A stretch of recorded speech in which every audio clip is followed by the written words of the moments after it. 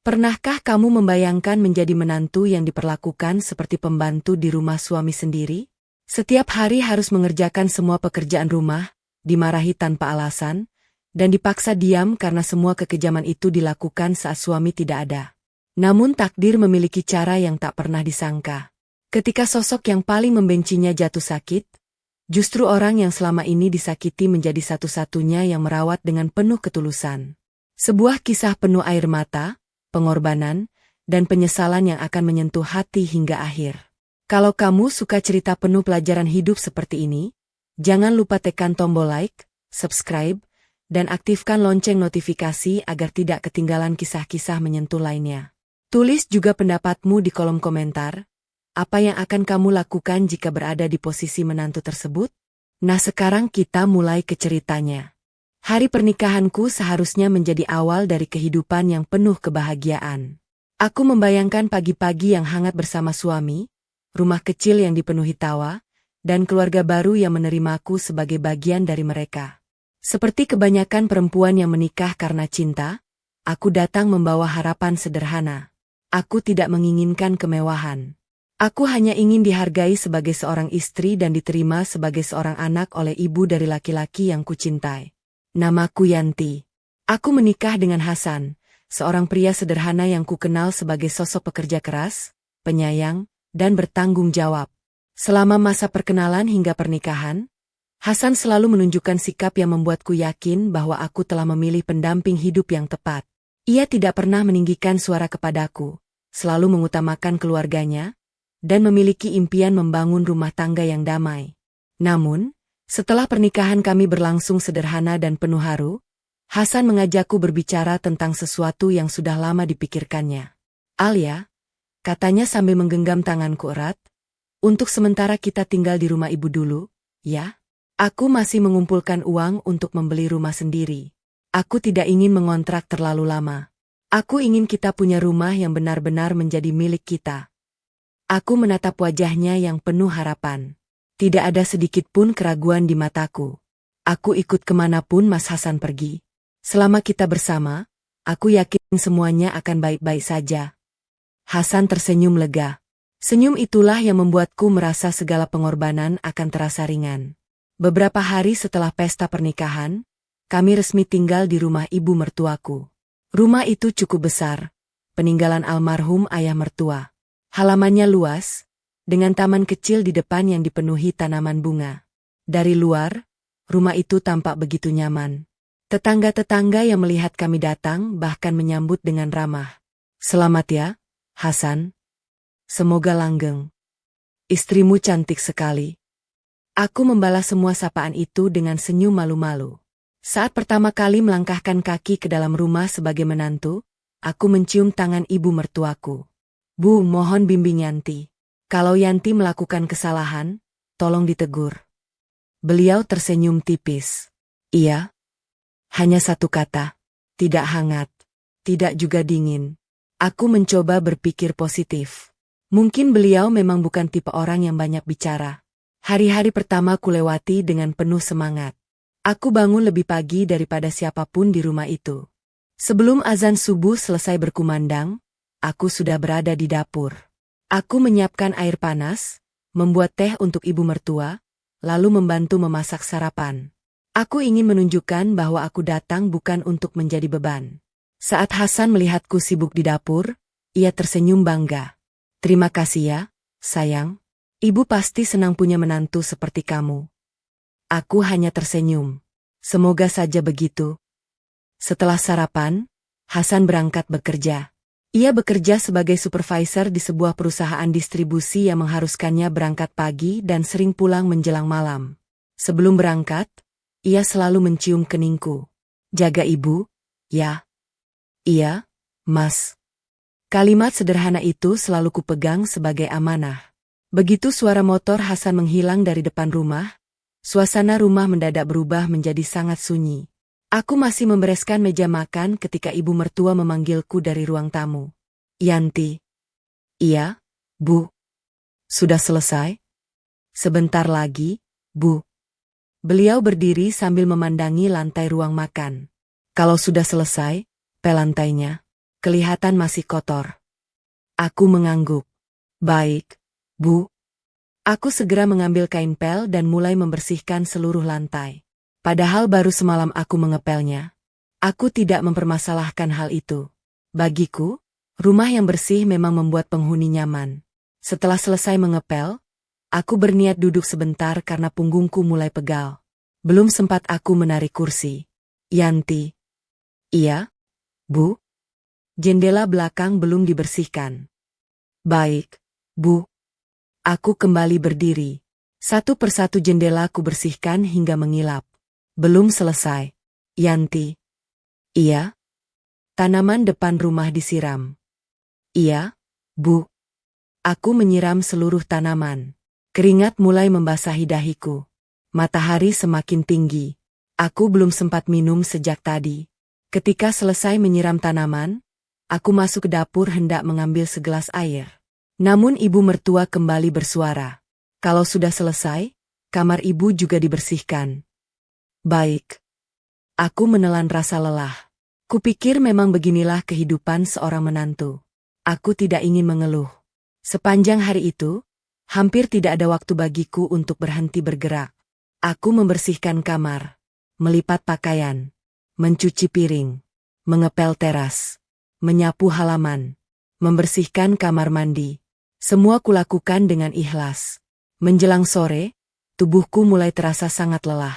Aku baru saja selesai mencuci pakaian ketika mendengar suara motor Hasan memasuki halaman.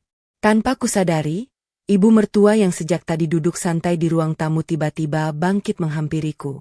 Wajahnya berubah begitu cepat. Senyumnya merekah. Nak Yanti sudah, istirahat dulu.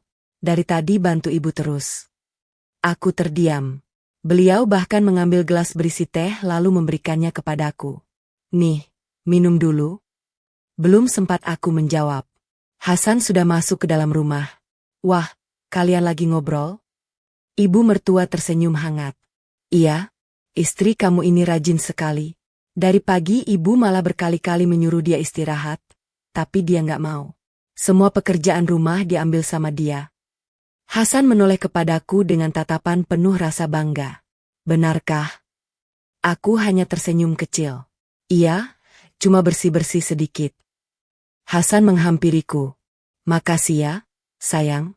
Kamu pasti capek. Aku menggeleng pelan. Enggak kok. Padahal kedua telapak tanganku masih terasa perih karena mencuci pakaian dengan tangan.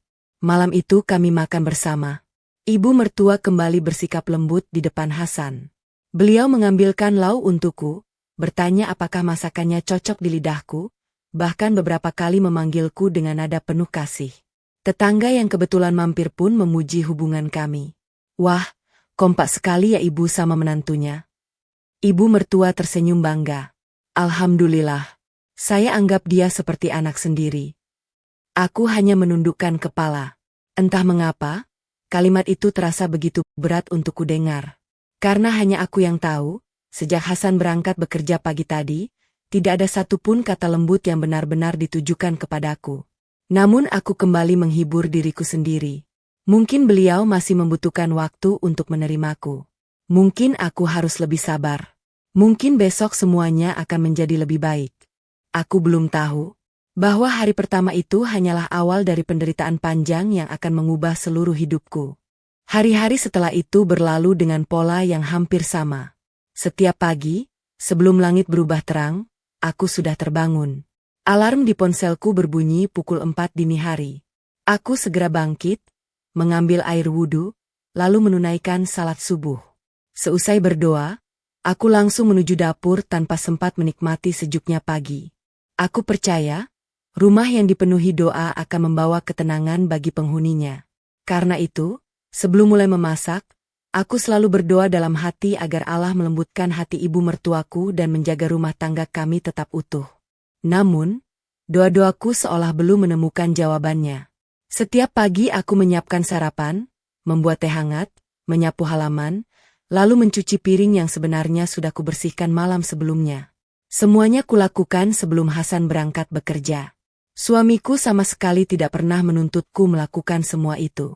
Bahkan berkali-kali ia berkata agar aku tidak terlalu memaksakan diri. Kalau capek, istirahat saja, Yan.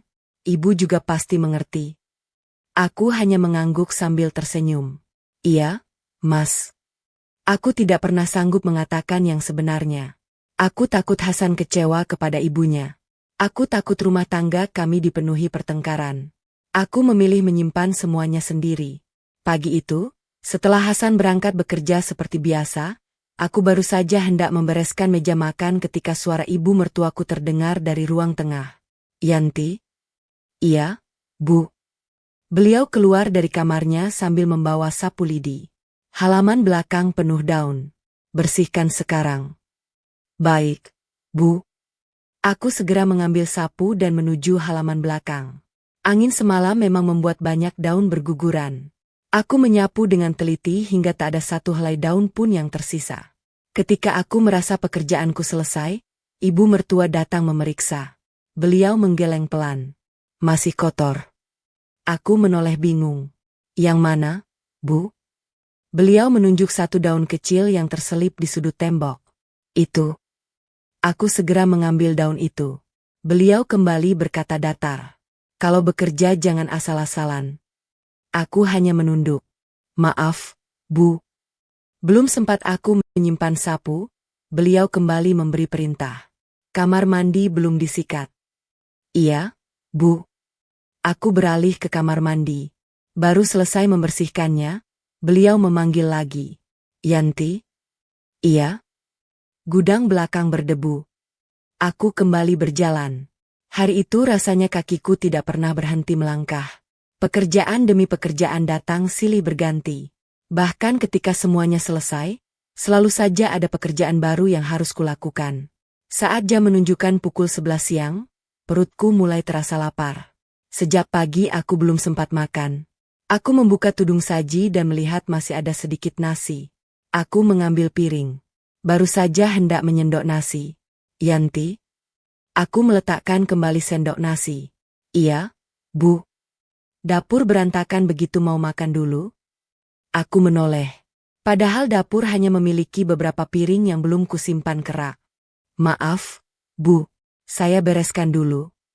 Setelah semuanya kembali rapi, aku kembali ke meja makan.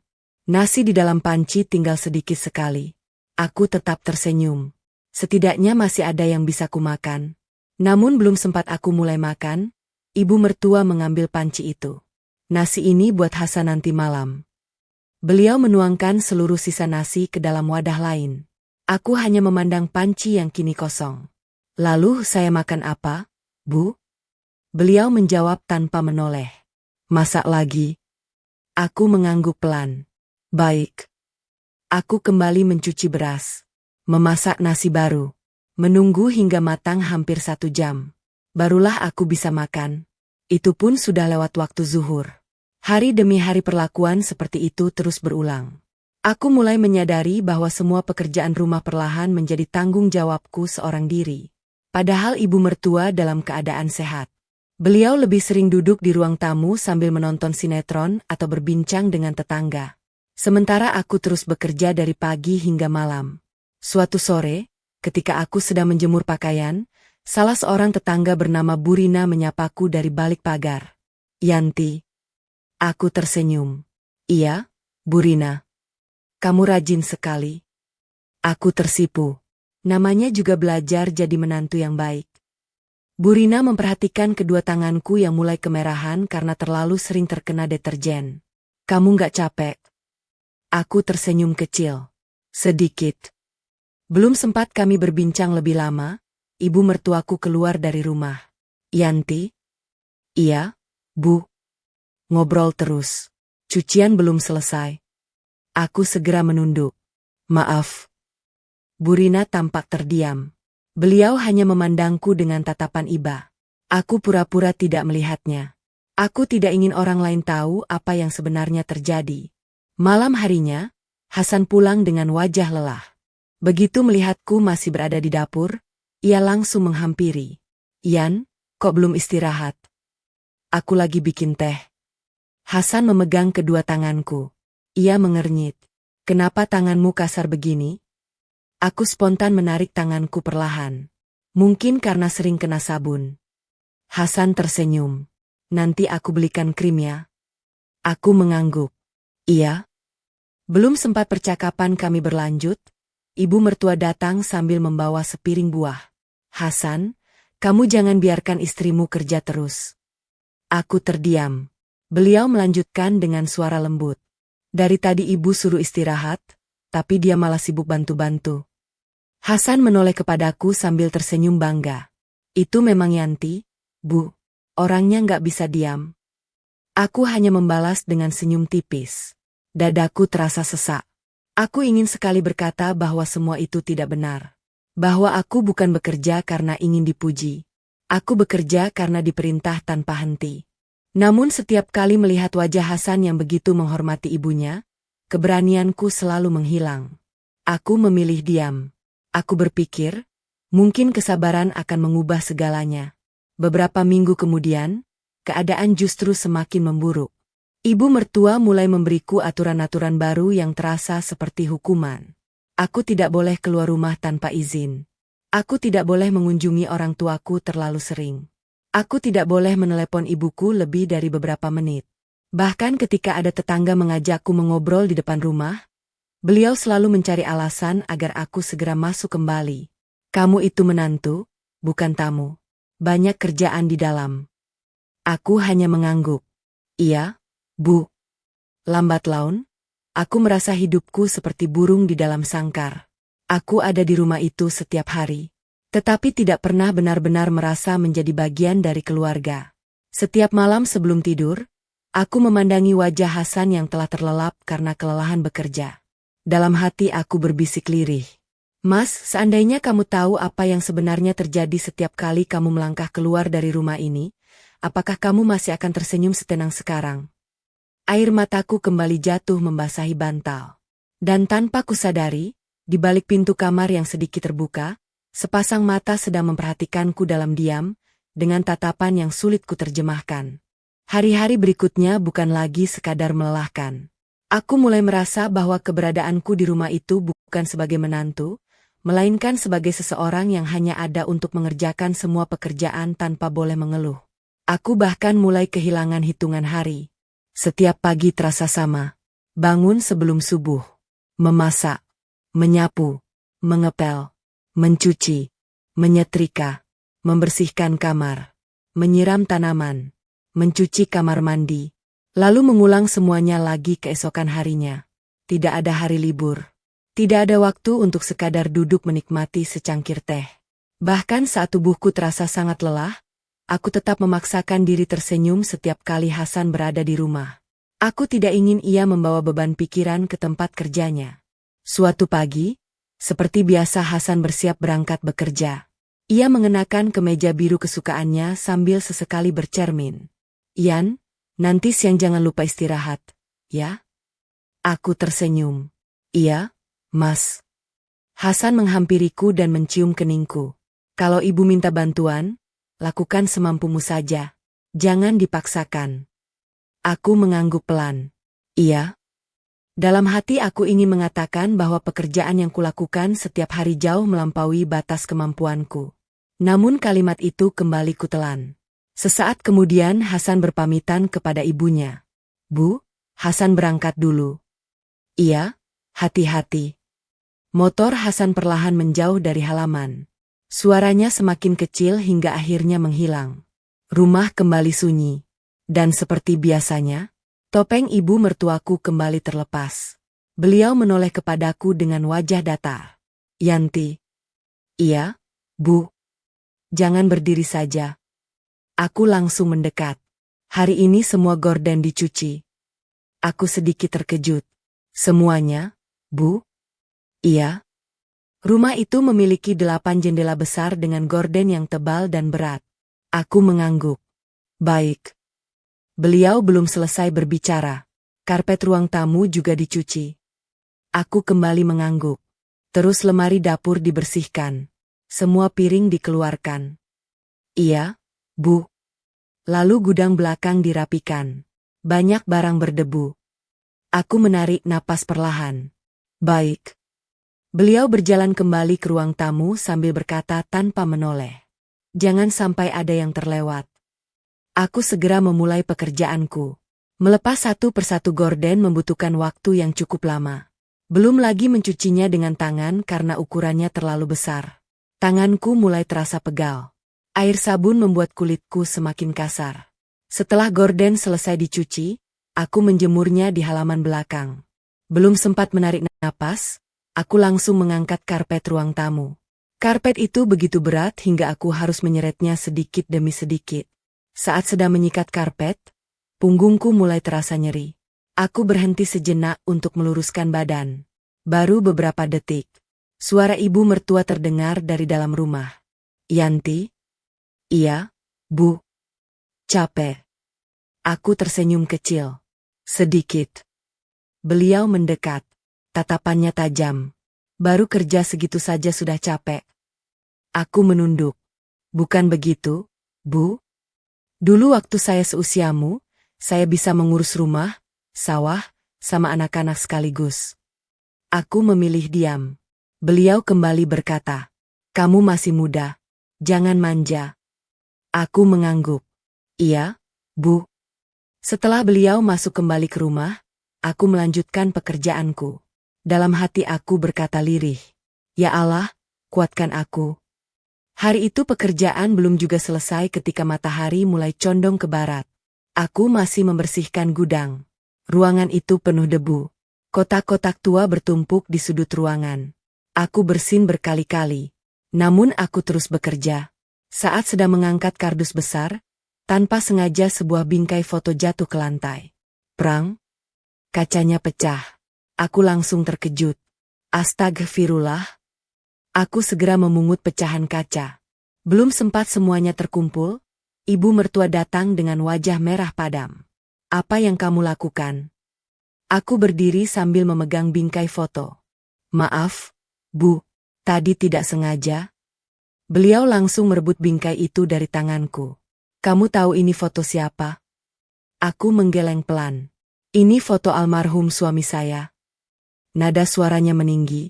"Barang begini saja nggak bisa dijaga." Aku berkali-kali meminta maaf. "Maaf, Bu, benar-benar tidak sengaja." Namun beliau tidak mau mendengar. "Kalau kerja pakai otak." Kalimat itu menghantam dadaku. Air mataku mulai menggenang. Tetapi aku menahannya. Aku tidak ingin terlihat lemah. Beliau terus memarahiku selama beberapa menit. Setelah itu beliau pergi begitu saja, meninggalkanku yang masih berjongkok memunguti sisa-sisa pecahan kaca. Tanganku tanpa sengaja tersayat. Darah mulai keluar dari jari telunjukku. Aku hanya meniup luka kecil itu lalu membungkusnya dengan tisu. Pekerjaan masih banyak. Aku tidak punya waktu untuk merasakan sakit. Menjelang sore, tubuhku benar-benar terasa lemas. Aku belum sempat makan sejak siang. Saat sedang menyapu ruang tamu, pandanganku mulai sedikit berkunang-kunang. Aku duduk sebentar di lantai. Baru beberapa detik, suara ibu mertua kembali terdengar. "Yanti?" Aku langsung berdiri. "Iya, Bu." "Kenapa duduk?"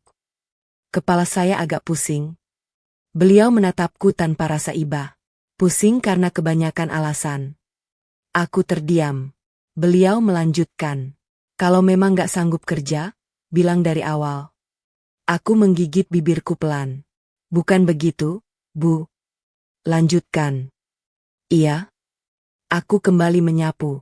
Padahal kakiku mulai gemetar. Menjelang maghrib, Hasan pulang lebih awal dari biasanya. Begitu masuk rumah, ia langsung melihatku sedang menyetrika. "Ian." Aku menoleh sambil tersenyum. "Mas, pulang." Hasan memperhatikan wajahku. "Kamu kok pucat?" "Enggak kok." "Yakin?" "Iya." Sebelum aku menjawab lebih banyak, ibu mertua keluar sambil membawa sepiring gorengan. "Hasan, kamu ini baru pulang langsung ganggu istrimu." Hasan tersenyum kecil. "Kasihan, Bu, dari tadi masih kerja." Ibu mertua langsung menghela napas seolah merasa bersalah. Ibu sudah berkali-kali suruh dia berhenti, tapi dia bilang masih kuat. Aku menunduk. Aku tahu semua itu tidak benar. Namun lidahku terasa keluh. Hasan memandangku penuh rasa bangga. "Istriku memang luar biasa." Aku tersenyum tipis. Senyum yang kupaksakan agar tidak berubah menjadi tangisan. Malam itu, setelah semua tertidur, aku masuk ke kamar mandi untuk mencuci wajah. Saat bercermin, aku hampir tidak mengenali diriku sendiri. Wajahku terlihat lebih kurus. Lingkar hitam mulai muncul di bawah mata. Kulit tanganku menghitam karena terlalu sering terkena sabun dan sinar matahari. Jari-jariku dipenuhi luka-luka kecil. Aku menyentuh pipiku perlahan. Air mataku kembali mengalir. Aku teringat wajah ibuku di kampung. Seandainya beliau melihat keadaanku sekarang, pasti hatinya akan sangat sedih. Namun aku tidak ingin membuatnya khawatir. Aku mengambil ponselku. Sudah beberapa hari aku tidak menghubungi beliau. Jari-jariku mulai mengetik nomor ibu. Belum sempat panggilan tersambung. Terdengar suara langkah kaki mendekat ke arah kamarku. Aku buru-buru membatalkan panggilan itu. Pintu kamar perlahan terbuka. Ibu mertuaku berdiri di sana. Tatapannya dingin. Ngapain belum tidur? Aku menyimpan ponselku dengan gugup. Tadi mau telepon ibu saya, Bu? Beliau menatapku beberapa detik. Lalu berkata dengan nada datar yang membuat dadaku kembali sesak. Kalau sudah menikah, jangan sedikit-sedikit ingat rumah orang tua. Sekarang rumahmu di sini. Fokus urus rumah ini. Setelah mengatakan itu, beliau menutup kembali pintu kamar. Aku terduduk di tepi ranjang. Ponsel masih berada dalam genggamanku. Layar menunjukkan satu nama yang belum sempat kuhubungi. Ibu. Air mataku jatuh membasahi layar ponsel. Malam itu, untuk pertama kalinya sejak menikah, aku menangis tanpa suara hingga tertidur, memeluk ponsel yang bahkan tak sempat menyampaikan rinduku kepada ibu kandungku. Hari-hari berlalu begitu lambat. Setiap pagi aku selalu berharap akan ada perubahan. Aku berharap ibu mertuaku mulai melihat ketulusanku. Aku berharap beliau mulai menerimaku sebagai bagian dari keluarga. Namun kenyataan justru semakin menyakitkan. Kini bukan hanya tenaga yang terkuras. Harga diriku sebagai seorang menantu perlahan ikut dihancurkan. Suatu pagi, aku terbangun lebih cepat dari biasanya. Jam di dinding baru menunjukkan pukul 3:40. Tubuhku sebenarnya masih terasa pegal karena semalaman sulit tidur. Punggungku nyeri akibat terlalu sering mengangkat ember cucian dan karpet yang berat. Aku duduk di tepi ranjang beberapa saat sambil memijat pelan kedua kakiku. Hasan yang masih terlelap tiba-tiba menggenggam tanganku. Ian? Aku menoleh. Iya, Mas. Kamu kok bangun cepat sekali? Nggak bisa tidur lagi? Hasan membuka matanya perlahan. Jangan terlalu dipaksakan kerja ya. Aku tersenyum. Iya. Ia kembali memejamkan mata. Sementara aku segera menuju dapur. Seperti biasa, aku menyiapkan sarapan, merebus air, membuat teh, dan memasak lauk untuk makan siang. Ketika semuanya hampir selesai, ibu mertuaku datang. Beliau tidak mengucapkan salam. Tidak juga menyapaku. Beliau langsung membuka tutup panci. Melihat masakan yang kubuat. Lalu mengernyit. Kamu pakai garam berapa? 2 sendok kecil, Bu. Kebanyakan. Tapi tadi saya sudah coba rasanya. Beliau memotong ucapanku. Kamu mau mengajari saya memasak? Aku langsung menunduk.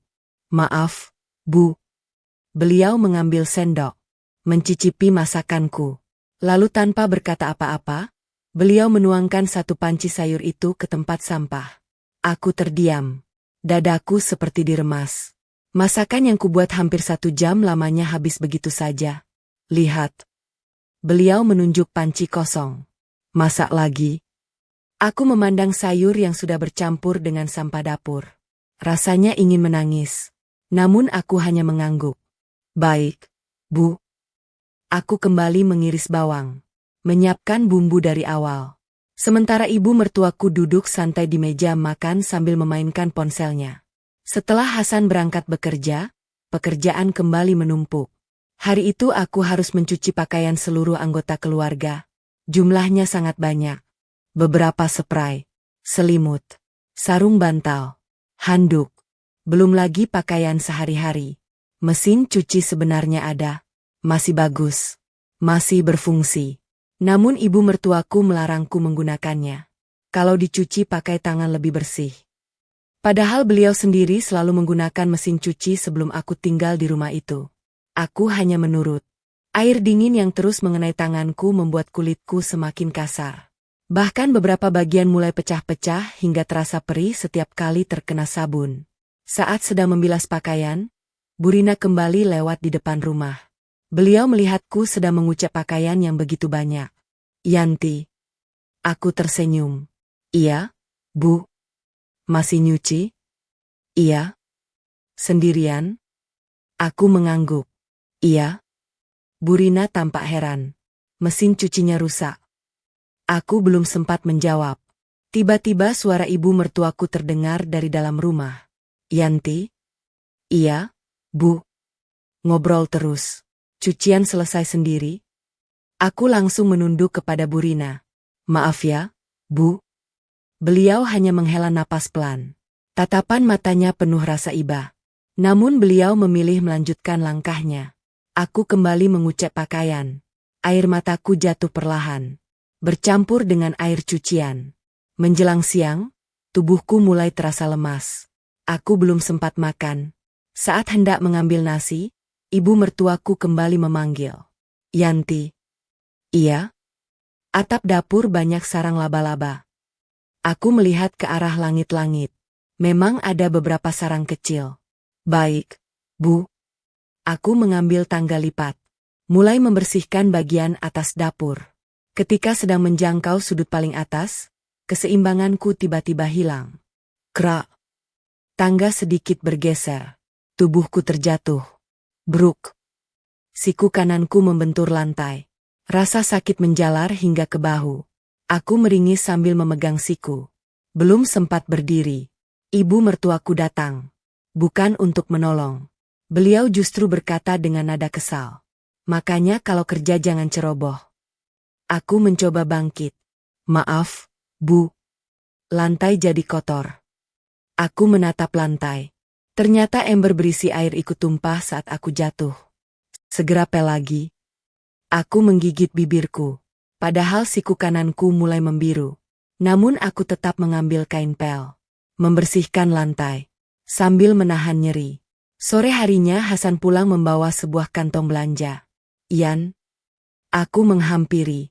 "Iya, Mas." "Nih." Ia menyerahkan sebuah kotak kecil. Aku membukanya perlahan. Isinya krim pelembab untuk tangan. Aku tersenyum haru. "Mas masih ingat?" "Tentu."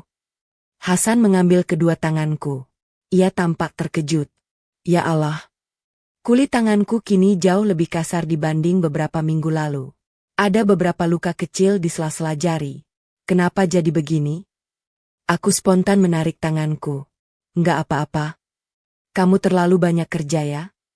Sebelum aku menjawab, ibu mertuaku keluar dari dapur. "Iya, Hasan."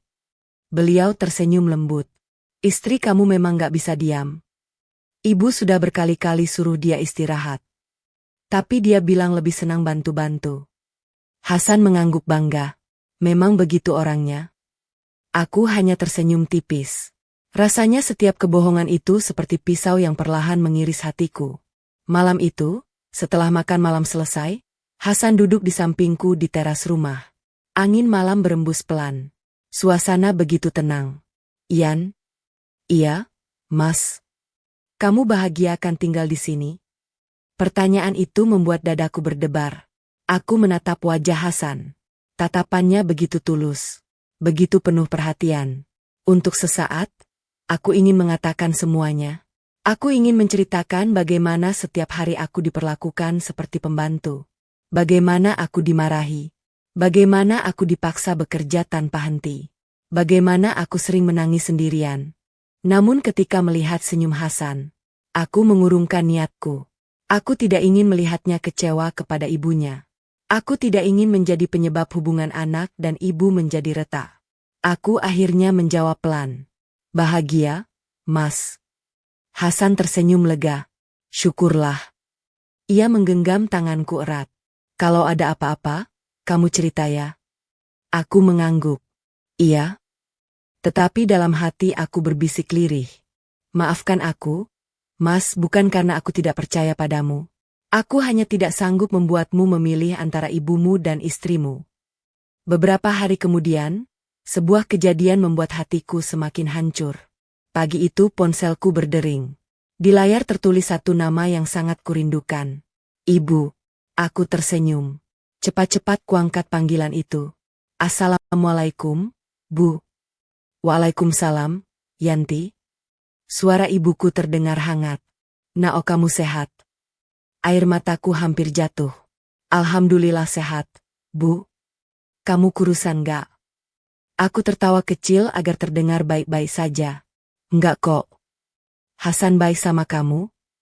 Baik sekali. Mertuamu gimana? Aku terdiam beberapa detik. Lalu memaksakan senyum, seolah ibuku bisa melihatnya. Baik juga, Bu. Alhamdulillah. Ibuku terdengar lega. Ibu cuma khawatir. Saat itulah suara ibu mertuaku terdengar dari belakang. Yanti? Aku terkejut. Iya, Bu. Sudah selesai teleponnya? Sebentar lagi. Beliau mendekat. Tatapannya tajam. Lama sekali. Aku buru-buru berkata kepada ibuku. Bu, nanti Yanti telepon lagi ya. Iya nak, jaga kesehatan. Assalamualaikum. Waalaikumsalam. Panggilan terputus. Aku memandang layar ponsel beberapa saat. Belum sempat kusimpan, ibu mertuaku berkata dingin. Kalau setiap hari telepon orang tua, kapan kerjaannya selesai? Aku menunduk. Maaf, Bu. Beliau melanjutkan. Mulai sekarang, telepon seperlunya saja. Aku hanya mampu menjawab lirih. Iya, Bu. Beliau pergi meninggalkanku. Sementara aku berdiri mematung di ruang tamu. Untuk pertama kalinya, aku merasa benar-benar sendirian. Aku memiliki suami yang sangat mencintaiku. Aku memiliki ibu kandung yang selalu mendoakanku. Namun di rumah yang kutinggali setiap hari, aku hidup dalam penderitaan yang harus kusimpan rapat-rapat seorang diri. Dan aku sama sekali tidak menyadari bahwa ujian yang lebih berat sedang menunggu di depan. Sudah hampir 6 bulan aku tinggal di rumah ibu mertuaku. 6 bulan yang mengubah banyak hal dalam hidupku. Tubuhku tidak lagi sekuat dulu. Wajahku mulai tampak lebih pucat. Berat badanku turun cukup banyak. Lingkar hitam di bawah mataku semakin jelas karena hampir setiap malam aku tidur larut setelah memastikan seluruh pekerjaan rumah selesai. Namun, yang paling berubah adalah hatiku. Aku yang dulu selalu ceria, kini lebih banyak diam. Aku mulai terbiasa menahan air mata. Aku mulai terbiasa menelan semua rasa sakit seorang diri. Aku mulai terbiasa berpura-pura bahagia. Pagi itu hujan turun sejak dini hari. Udara terasa dingin. Aku bangun dengan kepala yang terasa berat. Seluruh tubuhku pegal. Tenggorokanku mulai terasa sakit saat menelan. Aku mencoba berdiri dari tempat tidur, tetapi kakiku terasa lemas. Hasan yang melihatku memegang dahi langsung menghampiri. Ian? Iya, Mas. Kamu demam? Aku tersenyum kecil. Enggak kok, cuma kurang tidur. Hasan menyentuh dahiku. Keningmu panas. Nanti juga sembuh. Kalau badan gak enak, istirahat saja hari ini. Aku mengangguk agar Hasan tenang. Iya.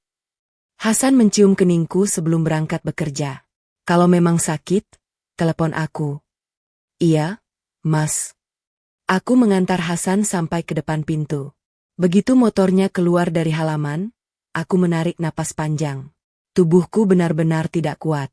Aku berniat duduk sebentar di kursi dapur. Baru beberapa detik, suara ibu mertuaku terdengar. Yanti. Aku langsung berdiri. Iya, Bu. Kamu belum masak.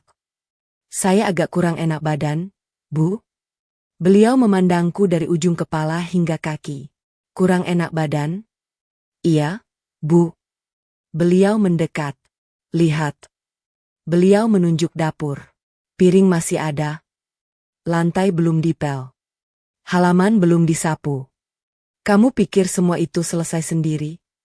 Aku mencoba menjelaskan dengan pelan. Nanti saya kerjakan, Bu. Saya cuma mau duduk sebentar. Beliau langsung memotong. Kalau perempuan sedikit-sedikit sakit, rumah ini bisa berantakan. Aku menggigit bibir.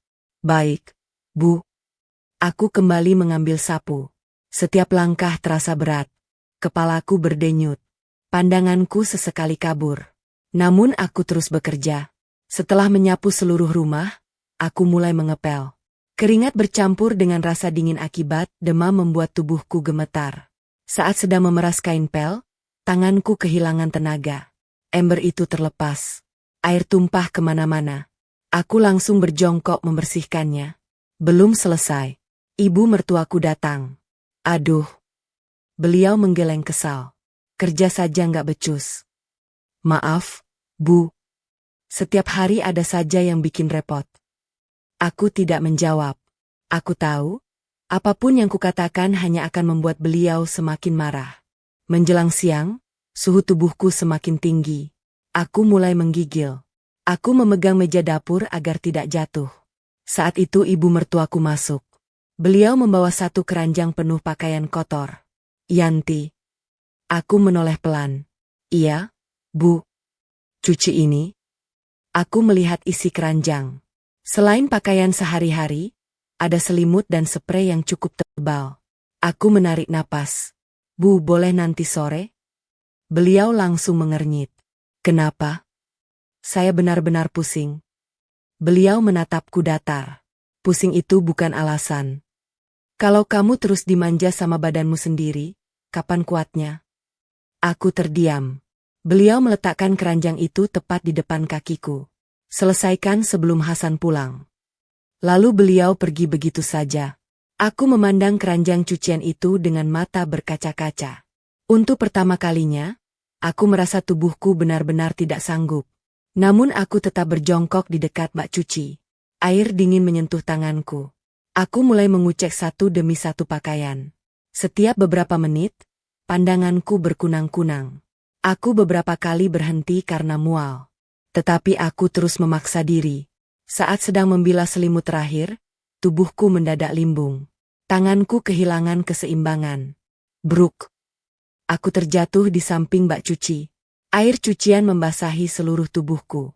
Kepalaku membentur lantai semen. Pandanganku gelap beberapa saat. Aku mencoba bangun. Namun tubuhku tidak mau bergerak. Aku hanya mampu bersandar di dinding. Napas terasa berat.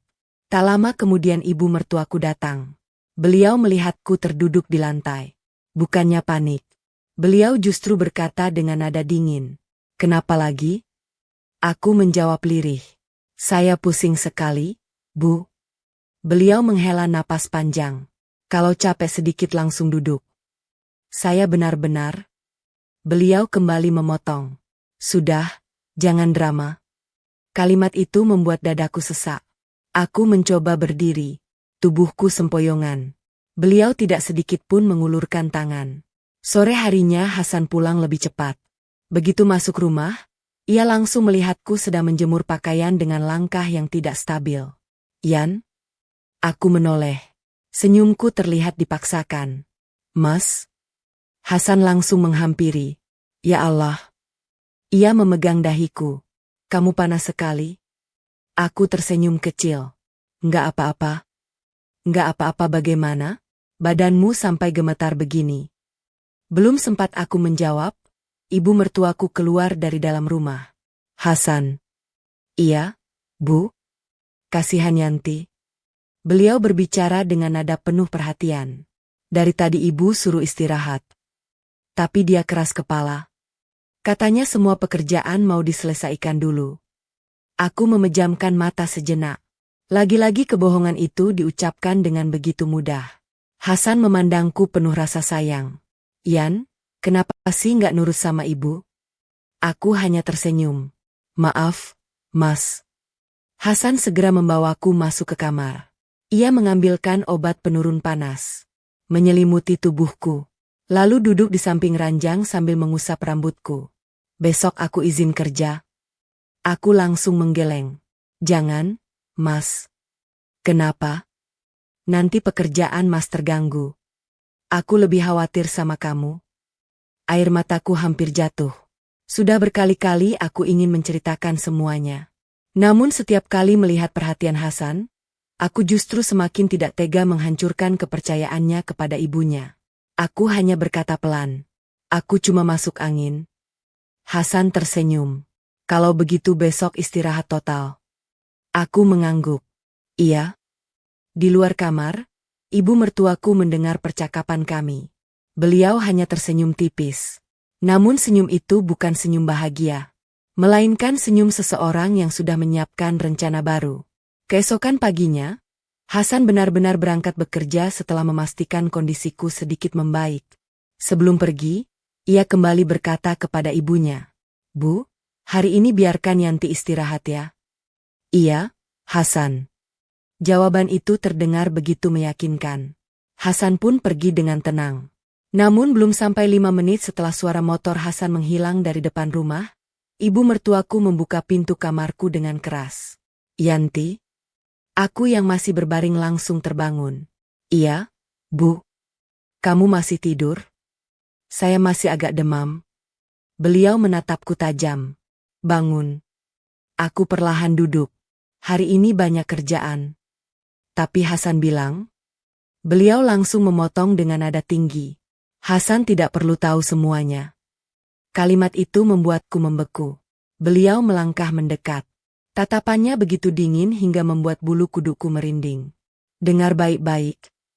Selama Hasan bekerja, semua yang ada di rumah ini adalah urusan kita berdua. Kalau kamu berani mengadu sedikit saja..." Beliau berhenti sejenak, lalu menatapku lurus ke mata. "Jangan salahkan kalau hidupmu di rumah ini akan jauh lebih menderita." Aku hanya mampu menundukkan kepala. Jantungku berdegup begitu kencang. Sejak hari itu, aku sadar bahwa penderitaanku bukan lagi sekadar pekerjaan rumah yang menumpuk. Aku benar-benar sedang hidup di bawah ancaman yang harus kupendam seorang diri. Dan aku sama sekali tidak menyangka bahwa tidak lama lagi, seseorang akan mulai melihat sedikit demi sedikit kebenaran yang selama ini berhasil disembunyikan oleh ibu mertuaku. Sejak ancaman itu keluar dari mulut ibu mertuaku, hidupku terasa semakin menyesakkan. Aku bukan hanya dipaksa bekerja tanpa henti. Kini setiap langkahku selalu dibayangi rasa takut.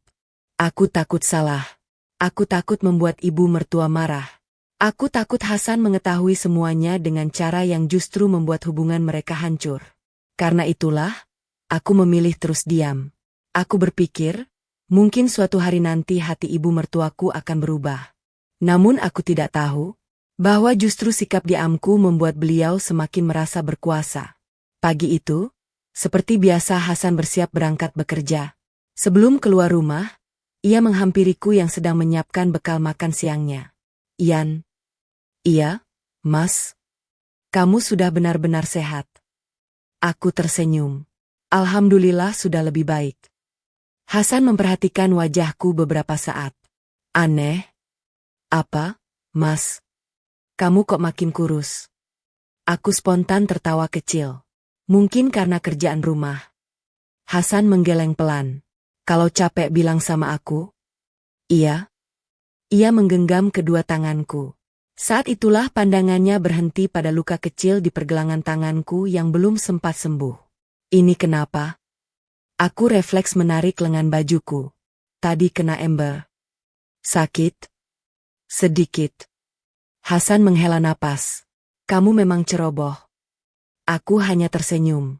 Aku membiarkan Hasan berpikir bahwa semua luka itu akibat keteledoranku sendiri.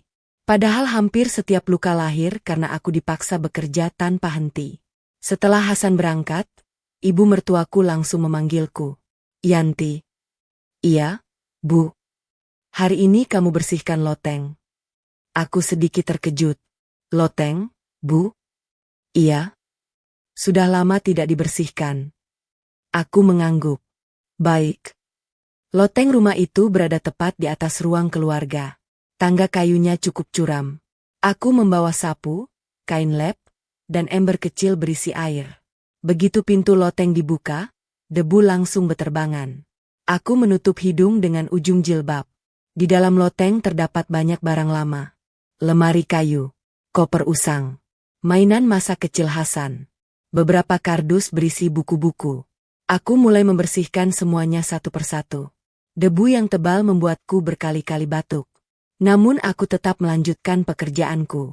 Saat sedang memindahkan sebuah kardus besar, Tanpa sengaja aku menemukan sebuah album foto lama. Aku membukanya perlahan. Di halaman pertama ada foto Hasan saat masih kecil. Ia tersenyum lebar sambil memeluk ayahnya. Di halaman berikutnya ada foto keluarga mereka. Wajah ibu mertuaku saat itu terlihat berbeda. Beliau tersenyum begitu tulus. Tatapannya lembut. Aku memandangi foto itu cukup lama. Dalam hati aku bertanya, apa yang membuat hati beliau berubah seperti sekarang? Aku mengembalikan album itu ke tempat semula. Belum sempat melanjutkan pekerjaan, terdengar suara ibu mertua dari bawah. Yanti? Iya, Bu? Lama sekali. Saya lagi bereskan kardusnya, Bu. Cepat. Aku buru-buru kembali bekerja. Menjelang siang, aku selesai membersihkan loteng. Tubuhku penuh debu. Jilbabku kotor. Tanganku hitam. Aku turun perlahan membawa ember. Saat itulah bel rumah berbunyi. Ting tong. Aku membuka pintu. Di depan rumah berdiri seorang perempuan parubaya. Beliau tersenyum ramah. Assalamualaikum. Waalaikumsalam. Kamu Yanti ya? Iya. Saya Busari. Oh. Saya adik almarhum ayahnya Hasan. Aku langsung tersenyum lebar. Oh, silakan masuk, Tante. Beliau mengangguk. Terima kasih. Aku segera mempersilakan beliau duduk. Belum lama kemudian ibu mertuaku keluar dari kamarnya. Wah, Sari. Kak. Keduanya saling berpelukan. Aku segera membuatkan teh dan beberapa camilan. Saat hendak kembali ke dapur, Busari memanggilku. Yanti. Iya, Tante. Duduk sebentar. Aku menoleh ke arah ibu mertua. Beliau hanya diam. Aku pun duduk. Busari memandangku sambil tersenyum. Kamu cantik ya? Aku tersipu. Terima kasih. Lagi apa tadi? Bersih-bersih loteng. Oh. Beliau tampak sedikit heran. Sendirian? Iya. Belum sempat aku menjawab lebih jauh, ibu mertuaku langsung menyela. Yanti memang senang kerja. Busari tertawa kecil. Rajin sekali. Ibu mertuaku mengangguk bangga. Dari pagi susah disuruh istirahat. Aku hanya menunduk. Kalimat itu kembali terdengar. Kalimat yang selama ini selalu diucapkan di depan siapapun. Aku mulai bertanya-tanya, apakah beliau sendiri percaya dengan kebohongannya? Setelah makan siang, Busari masih mengobrol dengan ibu mertuaku di ruang tamu. Sementara aku kembali ke dapur mencuci piring. Tiba-tiba terdengar suara Busari. Kak, Yanti mana? Lagi di dapur. Kok dari tadi kerja terus? Iya. Kasihan juga. Aku tidak mendengar lagi percakapan mereka. Namun beberapa menit kemudian Busari masuk ke dapur. Beliau melihatku sedang menggosok panci besar. Yanti. Iya, Tante. Kamu sudah makan? Aku tersenyum. Belum. Loh? Belum sempat. Beliau terlihat kaget. Ini sudah jam 2 siang. Aku buru-buru menjawab. Nggak apa-apa, Tante. Busari memperhatikan wajahku beberapa saat. Lalu matanya berpindah ke tanganku. Beliau memegang pelan jemariku. Ya Allah.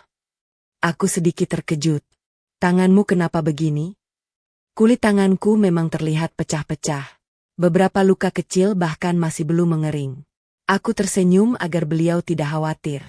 Sering kena sabun. Beliau menghela napas pelan. Kasihan. Belum sempat kami berbicara lebih jauh, ibu mertuaku masuk ke dapur. Sari.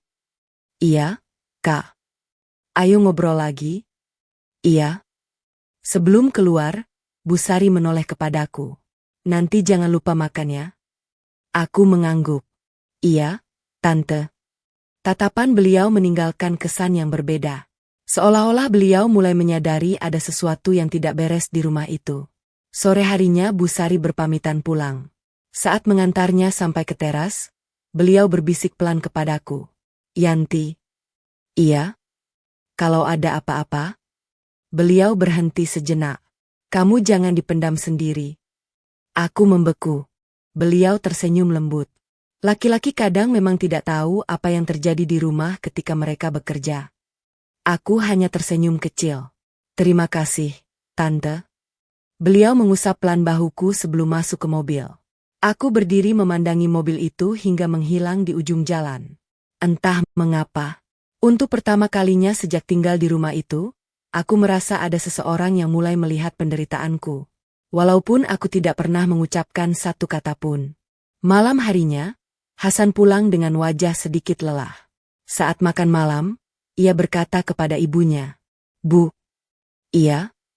"Tadi Tante Sari telepon." Ibu mertuaku langsung menoleh. "Oh ya?" "Iya." Katanya beliau senang bisa ketemu Yanti. Aku tersenyum kecil. Namun kalimat berikutnya membuat suasana meja makan berubah. Beliau juga bilang, Hasan berhenti sejenak. Yanti kelihatan capek sekali.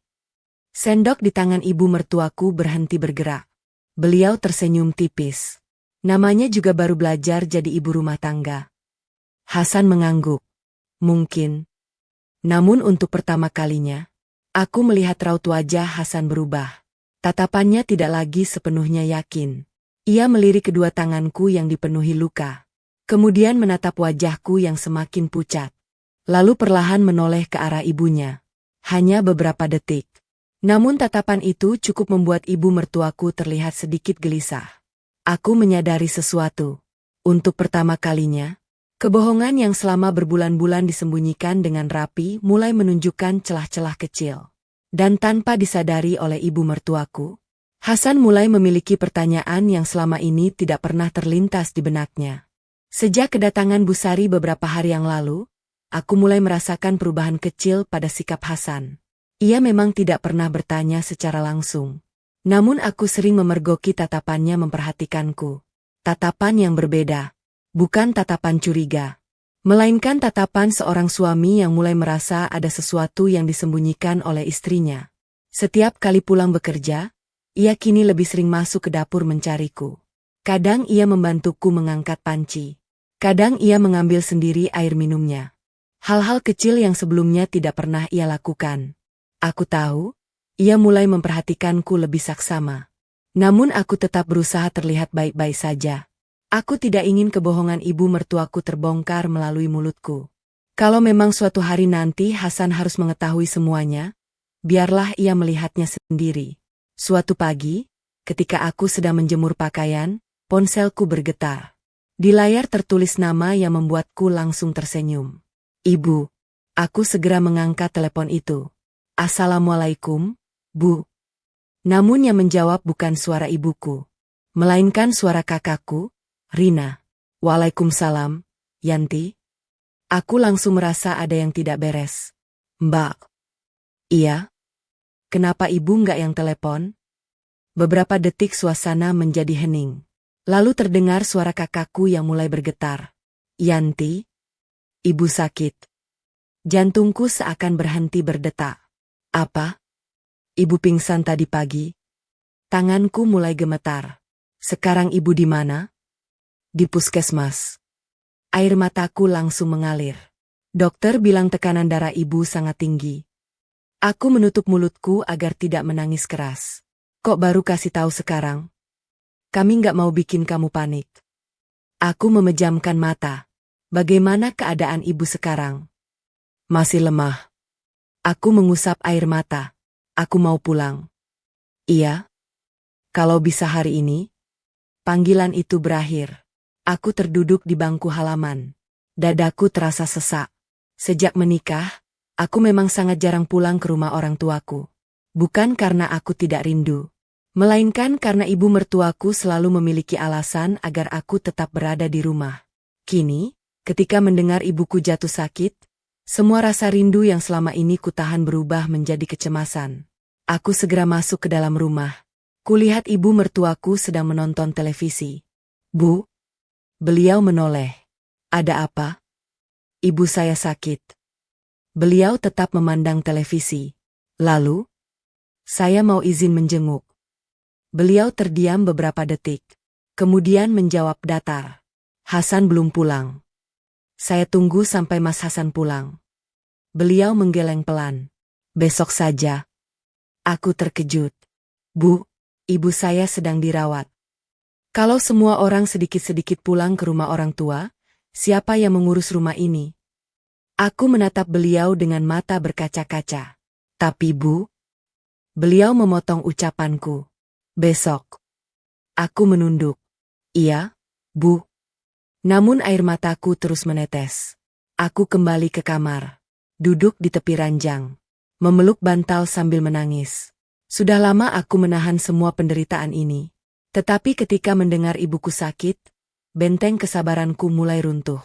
Sore harinya Hasan pulang seperti biasa. Begitu masuk kamar, ia langsung melihat mataku yang sembab. Yan. Aku buru-buru menghapus air mata. Iya, Mas. Kamu habis nangis. Aku menggeleng. Enggak. Hasan duduk di sampingku. Jangan bohong. Aku akhirnya tidak sanggup lagi menahan tangis. Air mataku pecah. Ibu? Hasan langsung memegang bahuku. Kenapa Ibu? Ibu sakit. Sakit apa? Katanya tekanan darahnya tinggi. Hasan tampak terkejut. Ya Allah. Belum sempat aku berkata lagi, ibu mertuaku masuk ke kamar. Ada apa ribut-ribut? Hasan berdiri. Bu, Ibu Yanti sakit. Oh. Jawaban itu terdengar begitu datar. Hasan melanjutkan. Besok kami mau ke rumah orang tua Yanti.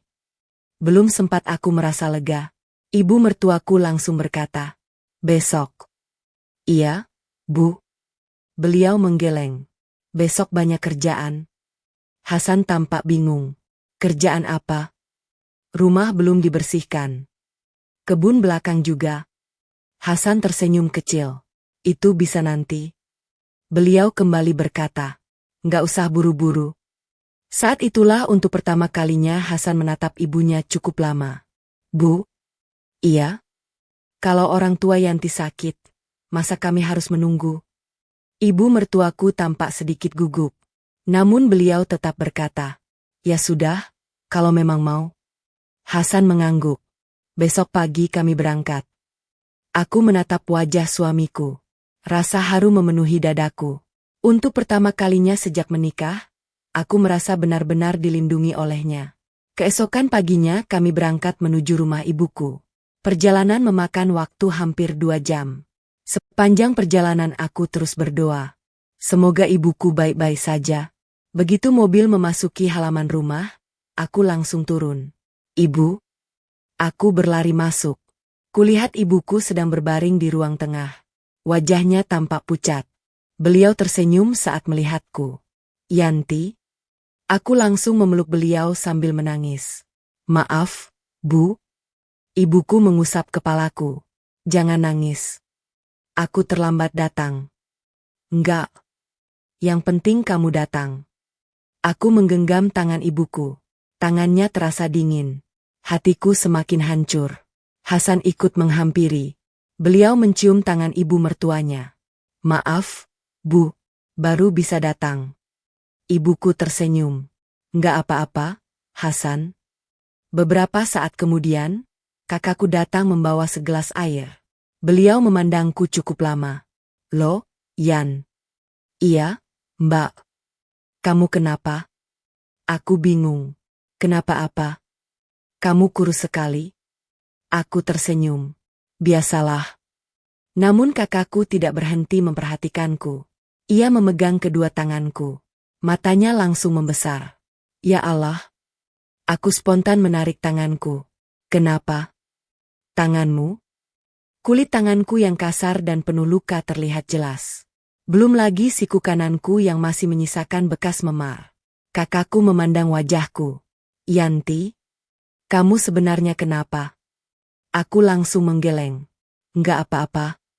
Jangan bohong. Aku baik-baik saja. Saat itulah ibuku yang sejak tadi diam ikut memperhatikan wajahku. Beliau mengusap pipiku perlahan. Nah, aku menggigit bibir. Kamu bahagia kan? Pertanyaan sederhana itu langsung menghancurkan seluruh pertahananku. Air mataku kembali jatuh. Aku berusaha tersenyum. Iya, Bu. Namun ibuku mengenalku lebih dari siapapun. Beliau tahu, aku sedang berbohong. Dengan suara lirih beliau berkata, kalau memang bahagia, Kenapa matamu seperti orang yang sudah terlalu lama menangis? Ruangan itu mendadak sunyi. Hasan yang sejak tadi berdiri di dekat pintu perlahan menoleh ke arahku. Tatapannya berubah. Ia mulai melihat sesuatu yang selama ini luput dari perhatiannya. Tanganku yang dipenuhi luka. Tubuhku yang semakin kurus. Wajahku yang pucat. Dan air mata yang tak lagi mampu kusembunyikan. Aku menundukkan kepala. Jantungku berdegup sangat kencang. Aku sadar. Rahasia yang selama berbulan-bulan kusimpan dengan mati-matian. Akhirnya mulai retak. Dan untuk pertama kalinya, Hasan mulai benar-benar mempertanyakan apa yang sebenarnya terjadi pada istrinya selama ia bekerja setiap hari. Ruangan itu dipenuhi keheningan. Aku masih menggenggam tangan ibuku yang terasa dingin. Air mataku belum juga berhenti mengalir.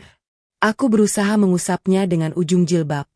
Tetapi semakin kutahan, semakin deras air mata itu jatuh.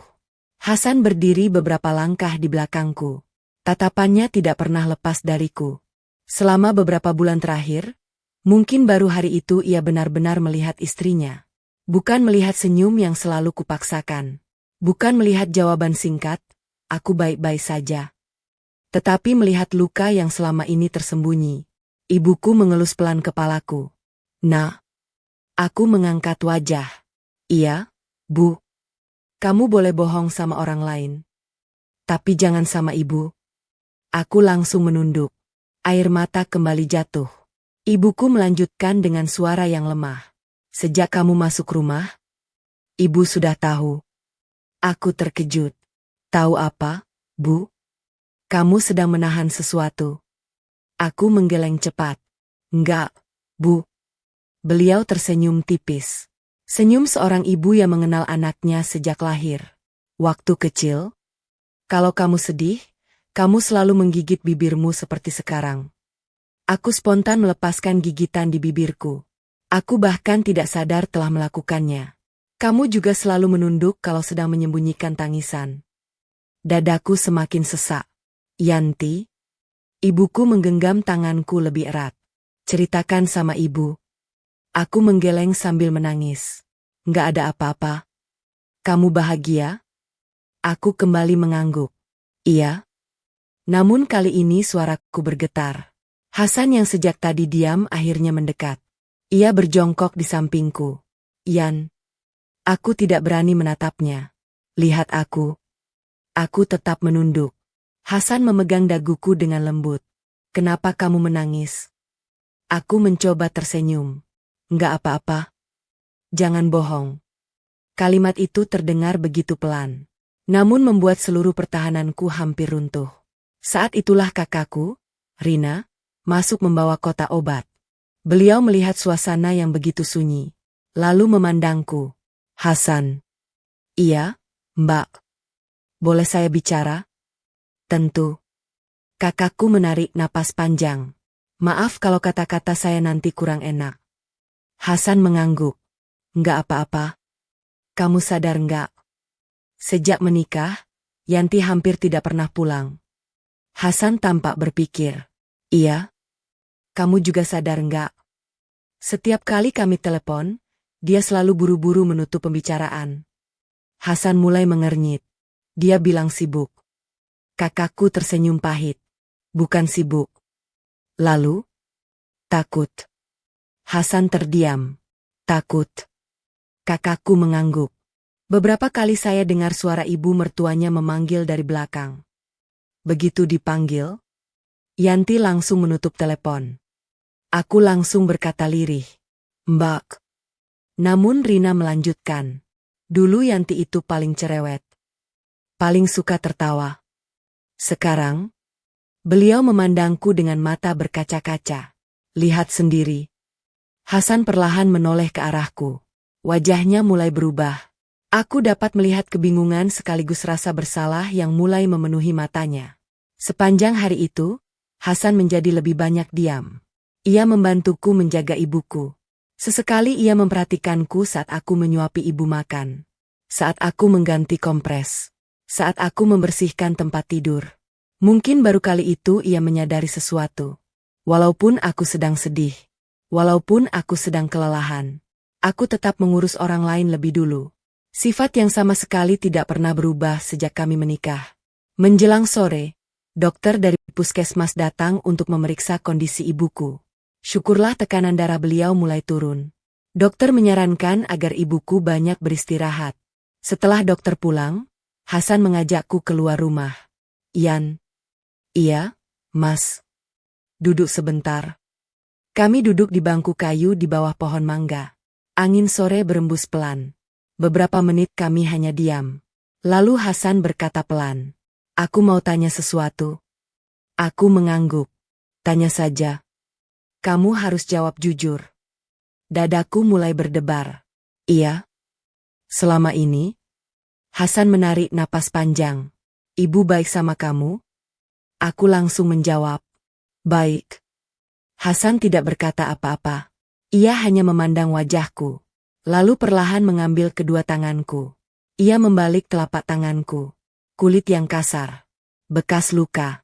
Jari-jari yang mulai menghitam karena terlalu sering terkena deterjen. Hasan mengusap pelan salah satu bekas luka itu. Ini juga baik. Aku terdiam. Ia kembali melihat siku kananku. Bekas memar yang belum sepenuhnya hilang masih terlihat samar. Ini? Aku menelan ludah. Nggak sengaja jatuh. Hasan mengangguk pelan. Lalu bertanya lagi. Kamu sering jatuh?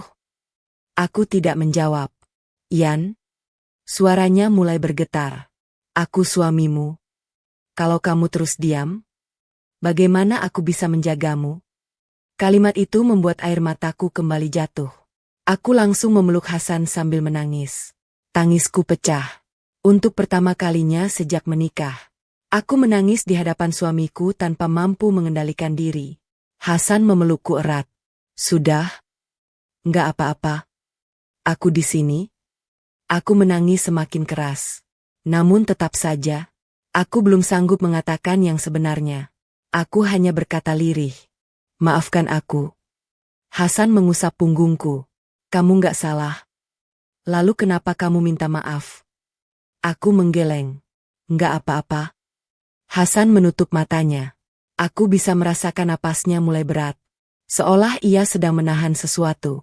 Malam itu kami memutuskan menginap di rumah ibuku. Aku tidur di samping ibu. Sementara Hasan tidur di ruang depan. Sekitar pukul 2 dini hari, ibuku terbangun karena haus. Aku segera mengambilkan air. Saat kembali ke kamar, kudengar beliau berkata lirih. Yanti. Iya, Bu. Kalau hati kamu berat, jangan dipikul sendirian. Aku tersenyum sambil menggenggam tangannya. Iya, Bu. Beliau kembali memejamkan mata. Aku mengusap pelan dahinya hingga tertidur lagi. Di ruang depan, Hasan ternyata belum tidur. Ia mendengar sebagian percakapan kami. Ia juga memperhatikan bagaimana aku terus mengurus ibuku tanpa mengeluh sedikit pun. Saat aku keluar membawa gelas kosong, kulihat Hasan masih duduk. Mas, kamu belum tidur? Hasan menggeleng. Nggak bisa. Kenapa? Ia menatapku cukup lama. Kemudian berkata dengan suara pelan. Ian, aku merasa, selama ini aku gagal menjadi suami. Aku langsung menggeleng. Jangan bilang begitu. Tapi aku benar-benar nggak tahu apa yang terjadi. Aku mencoba tersenyum. Sekarang jangan dipikirkan dulu. Hasan menghela napas panjang. Aku akan mencari tahu. Aku membeku. Hasan melanjutkan. Kalau memang tidak ada apa-apa, aku akan tenang. Tapi kalau ternyata ada sesuatu yang selama ini kamu sembunyikan. Ia berhenti sejenak. Tatapannya berubah begitu serius. Aku berjanji akan melindungimu. Aku menundukkan kepala. Jantungku berdetak semakin kencang. Aku tahu, cepat atau lambat, Hasan pasti akan mengetahui semuanya. Dan saat hari itu tiba, tidak akan ada lagi sandiwara yang bisa dimainkan oleh ibu mertuaku. Keesokan paginya, kondisi ibuku mulai membaik. Wajah beliau memang masih pucat, tetapi senyumnya sudah kembali terlihat. Setelah sarapan bersama, dokter kembali datang memeriksa dan mengatakan bahwa tekanan darah ibu sudah mulai stabil. Beliau hanya perlu banyak beristirahat dan tidak boleh terlalu banyak memikirkan pekerjaan rumah. Aku mengucap syukur berkali-kali. Setidaknya, beban di hatiku sedikit berkurang. Sebelum kami pulang, aku memeluk ibuku erat. Ibu jaga kesehatannya. Ibuku mengusap kepalaku. Kamu juga? Beliau menatapku cukup lama. Jangan terlalu memikirkan orang lain sampai lupa menjaga diri sendiri. Aku hanya mengangguk sambil tersenyum. Iya, Bu. Namun aku tahu, nasihat itu justru menjadi hal yang paling sulit kulakukan. Perjalanan pulang menuju rumah ibu mertua berlangsung sunyi. Biasanya aku dan Hasan selalu mengobrol selama di perjalanan. Hari itu tidak. Hasan lebih banyak diam sambil memegang kemudi. Sesekali ia melirik ke arahku. Tatapannya masih sama, penuh pertanyaan. Beberapa kali ia seperti ingin berbicara, tetapi kembali mengurungkan niatnya. Aku pun memilih memandang keluar jendela. Sawah, pepohonan, dan rumah-rumah penduduk berlalu begitu saja. Namun pikiranku sama sekali tidak berada di sana. Aku hanya terus bertanya dalam hati. Apakah semua akan berubah setelah ini? Sesampainya di rumah, ibu mertuaku menyambut kami di teras. Wah, akhirnya pulang juga? Hasan tersenyum. Iya, Bu. Bagaimana keadaan Besan? Sudah mulai membaik. Alhamdulillah. Beliau menoleh kepadaku. Yanti. Iya, Bu. Masuk ke dapur. Aku baru saja menurunkan tas. Belum sempat duduk. Namun aku tetap menjawab. Baik, Bu. Hasan melihat ke arahku. Yan. Iya. Capek kan? Nggak apa-apa. Aku bantu bereskan tas dulu. Aku tersenyum. Nanti saja. Aku langsung menuju dapur. Sementara Hasan masih berada di ruang tamu bersama ibunya. Begitu aku masuk ke dapur, ibu mertuaku ikut masuk beberapa menit kemudian. Beliau memastikan Hasan masih berada di ruang depan. Setelah yakin, wajah ramahnya langsung menghilang. Nggak usah lama-lama pulang ke rumah orang tua. Aku menunduk. Iya, Bu. Kamu tahu sendiri pekerjaan rumah numpuk. Iya. Beliau menunjuk tumpukan piring di wastafel. Itu cuci. Lantai belum dipel. Kamar juga berantakan. Pokoknya sebelum malam semua harus selesai. Aku mengangguk pelan. Baik, Bu. Beliau berbalik hendak keluar. Namun tiba-tiba berhenti. Lain kali, kalau ibumu cuma sakit biasa, nggak usah heboh seperti kemarin. Kalimat itu menusuk dadaku. Aku menggigit bibir agar tidak menangis. Iya, Bu. Beliau pergi. Aku menarik napas panjang. Lalu mulai mencuci piring. Tanpa kami sadari, Hasan ternyata tidak jadi duduk di ruang tamu. Ia hendak mengambil charger ponselnya yang tertinggal di kamar. Untuk menuju kamar, ia harus melewati lorong yang berada di samping dapur. Saat itulah, ia mendengar suara ibunya. Walaupun tidak mendengar seluruh percakapan, ia sempat mendengar beberapa kalimat terakhir. Kalau ibumu cuma sakit biasa, nggak usah heboh. Hasan berhenti melangkah. Wajahnya berubah bingung. Ia melirik ke arah dapur. Dari balik dinding, ia melihatku hanya diam sambil menundukkan kepala. Tidak ada bantahan. Tidak ada pembelaan. Hanya diam.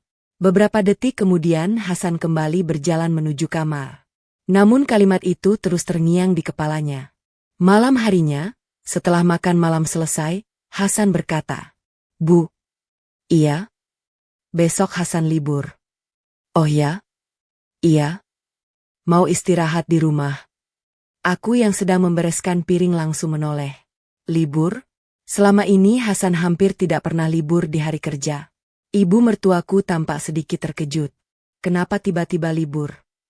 Masih ada cuti yang belum dipakai. Beliau mengangguk. Oh, aku tidak menyadari bahwa sebenarnya Hasan sengaja mengambil cuti. Bukan untuk beristirahat, melainkan karena ia ingin mengetahui apa yang sebenarnya terjadi di rumah saat ia bekerja. Keesokan paginya, semuanya berjalan seperti biasa. Aku bangun sebelum subuh. Memasak, menyapu, menyiapkan sarapan. Hasan juga ikut bangun. Namun ia berpura-pura masih mengantuk. Yan. Iya, Mas. Aku habis sarapan mau keluar sebentar ya. Mau kemana? ketemu teman. Oh, aku mengangguk. Setelah sarapan, Hasan berpamitan kepada ibunya. Bu, Hasan keluar dulu. Iya. Motor Hasan keluar dari halaman. Aku melihatnya benar-benar pergi. Begitu suara motornya menghilang, ibu mertuaku menoleh kepadaku. Yanti. Iya, Bu. Sudah, sekarang angkat semua kasur. Aku sedikit terkejut. Kasur, Bu? Iya. Semua dijemur. Rumah kami memiliki 3 kamar. Kasurnya tebal dan berat. Aku mengangguk. Baik. Aku mulai mengangkat kasur pertama seorang diri. Tenagaku hampir habis hanya untuk menyeretnya ke teras. Belum selesai. Yang itu juga. Beliau menunjuk kasur di kamarnya. Aku kembali mengangguk. Saat sedang berusaha mengangkat kasur kedua, tubuhku kehilangan keseimbangan. Kasur itu terjatuh dan mengenai kakiku. Aduh. Aku meringis menahan sakit. Belum sempat berdiri. Ibu mertuaku sudah membentakku. Dasar ceroboh. Aku sudah bilang hati-hati. Aku buru-buru meminta maaf. Maaf, Bu. Beliau semakin marah. Kerja sedikit saja selalu bikin masalah. Aku menahan air mata. Maaf. Beliau menunjuk halaman. Jangan berhenti. Lanjutkan. Aku kembali mengangkat kasur itu dengan susah payah. Namun yang tidak diketahui ibu mertuaku, di seberang jalan, sebuah mobil berwarna hitam terparkir di bawah pohon rindang. Di balik kaca mobil yang sedikit terbuka, Hasan duduk dalam diam. Sejak tadi ia tidak pernah benar-benar pergi. Ia sengaja kembali melalui jalan belakang dan memarkir mobil cukup jauh agar tidak terlihat dari rumah. Dari sana, ia dapat melihat halaman rumah dengan jelas. Ia melihat sendiri istrinya mengangkat kasur berat seorang diri. Ia melihat sendiri ibunya berdiri sambil terus memerintah. Lalu, untuk pertama kalinya, ia mendengar suara bentakan yang selama ini hanya bisa dibayangkannya. Kerja yang benar. Jangan malas. Cepat. Wajah Hasan langsung memucat. Tangannya mengepal kuat di atas setir. Dadanya naik turun menahan emosi. Selama berbulan-bulan, ia selalu percaya bahwa ibunya memperlakukan Yanti dengan penuh kasih. Namun pagi itu, semua kepercayaannya mulai runtuh. Dan ia memutuskan, ia tidak akan langsung masuk ke rumah. Ia ingin melihat semuanya sampai benar-benar tidak ada lagi kebohongan yang bisa disembunyikan. Hasan masih duduk di dalam mobilnya. Meski jaraknya cukup jauh dari rumah, pandangannya tidak pernah lepas dari halaman. Tangannya masih menggenggam setir begitu erat hingga buku-buku jarinya memutih. Dadanya dipenuhi rasa marah. Bukan marah kepada Yanti, melainkan kepada dirinya sendiri. Ya Allah, selama ini aku benar-benar tidak tahu. Kalimat itu terus berputar di dalam pikirannya. Ia teringat setiap kali Yanti berkata, aku baik-baik saja. Ia teringat setiap kali melihat istrinya tersenyum. Ia teringat setiap kali ibunya berkata bahwa Yanti terlalu rajin bekerja. Baru sekarang semuanya terasa masuk akal. Senyum itu dipaksakan. Jawaban itu bohong. Dan semua pujian yang selama ini diucapkan ibunya hanyalah sandiwara. Di halaman rumah, Yanti masih berusaha mengangkat kasur terakhir. Keringat membasahi wajahnya. Napasnya tersengal-sengal. Kedua tangannya gemetar karena kelelahan. Belum sempat ia mengatur napas, ibu mertuanya kembali bersuara. Sudah selesai? Belum, Bu. Kalau begitu jangan diam saja. Lanjutkan. Yanti kembali mengangguk. Iya, Bu. Ia membungkuk hendak mengangkat kasur itu sekali lagi. Namun tubuhnya yang sejak beberapa hari terakhir belum benar-benar pulih mulai kehilangan tenaga. Pandangannya berkunang-kunang. Napasnya terasa pendek. Kakinya goyah. Lalu, bruk. Tubuh Yanti jatuh terduduk di halaman. Kasur yang diangkatnya ikut terlepas dari pegangan. Ia memegang kepalanya. Semuanya terasa berputar. Namun yang terdengar justru bentakan ibu mertuanya. Bangun. Baru kerja sedikit sudah jatuh. Yanti berusaha berdiri. Tetapi tubuhnya tidak sanggup. Air mata mulai mengalir. Maaf, Bu. Aku benar-benar pusing. Ibu mertuanya mendekat. Tatapannya tetap dingin. Pusing? Pusing, pusing. Setiap hari alasanmu itu terus. Kalau memang tidak sanggup jadi menantu, dari dulu jangan menikah dengan anakku. Kalimat itu menghantam hati Yanti lebih keras daripada rasa sakit di tubuhnya. Ia hanya mampu menundukkan kepala. Saat itulah, pintu pagar terbuka dengan keras. Bra, ibu mertua menoleh. Yanti ikut menoleh. Mereka sama-sama membeku. Hasan berdiri di depan pagar. Wajahnya merah menahan emosi. Tatapannya tajam. Belum pernah Yanti melihat suaminya semarah itu. Mas? Suara Yanti bergetar. Hasan tidak langsung menjawab. Ia berjalan cepat menghampiri Yanti.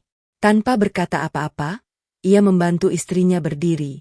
Kemudian memegang kedua bahunya. Yanti, kamu nggak apa-apa? Yanti hanya mengangguk pelan. Namun air matanya terus mengalir. Hasan mengusap pipinya. Lalu perlahan menoleh ke arah ibunya. Suasana mendadak sunyi. Ibu? Suara Hasan terdengar berat. Apa yang sebenarnya terjadi di rumah ini?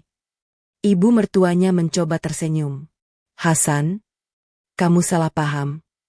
Salah paham? Hasan menggeleng pelan. Aku melihat semuanya. Wajah ibu mertuanya langsung berubah. Tadi, aku tidak pergi. Aku melihat Yanti mengangkat kasur sendirian. Aku mendengar ibu membentaknya. Aku melihat bagaimana ibu memperlakukannya. Setiap kalimat yang keluar dari mulut Hasan membuat wajah ibunya semakin pucat. Beliau masih mencoba membela diri. Itu semua demi mendidik dia. Hasan menggeleng. Mendidik. Mendidik bukan berarti memperlakukan seseorang seperti pembantu. Beliau kembali berkata, tapi... Hasan memotong. Sudah cukup, Bu. Suaranya tidak keras. Namun penuh kekecewaan. Selama ini saya percaya kepada ibu. Saya selalu berpikir Yanti hidup bahagia di rumah ini. Ternyata, Hasan menatap Yanti yang masih menahan tangis. Istri saya menderita sendirian. Yanti buru-buru memegang tangan Hasan. Mas, jangan marah sama ibu. Hasan menoleh. Kamu masih membela ibu? Yanti mengangguk pelan. Beliau tetap ibu Mas. Jawaban itu membuat Hasan semakin terdiam. Beberapa minggu setelah kejadian itu, Hasan memutuskan menyewa sebuah rumah kecil.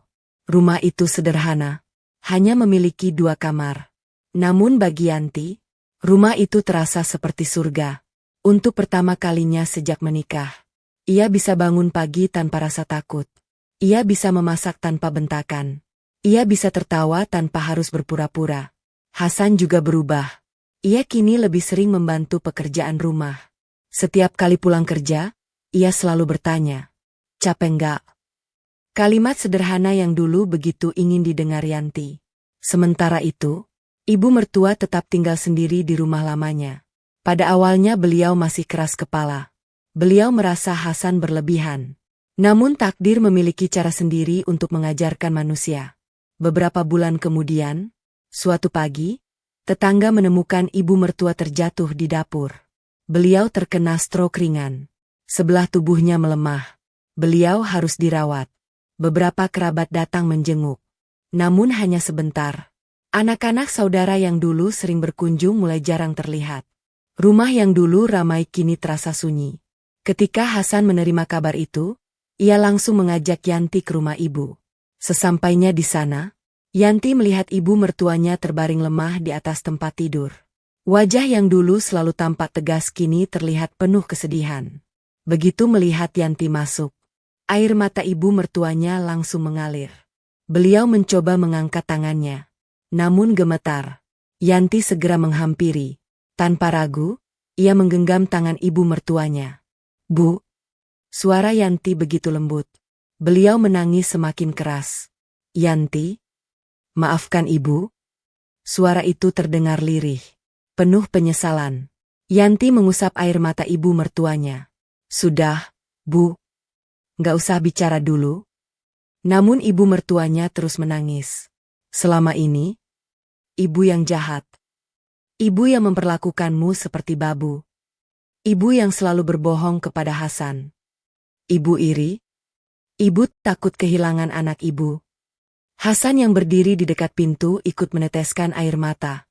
Semua pengakuan itu keluar dari mulut ibunya sendiri, tanpa ada satupun yang ditutupi lagi. Sejak hari itu, Yanti datang setiap hari. Bukan karena diwajibkan, melainkan karena hatinya memang memilih untuk memaafkan.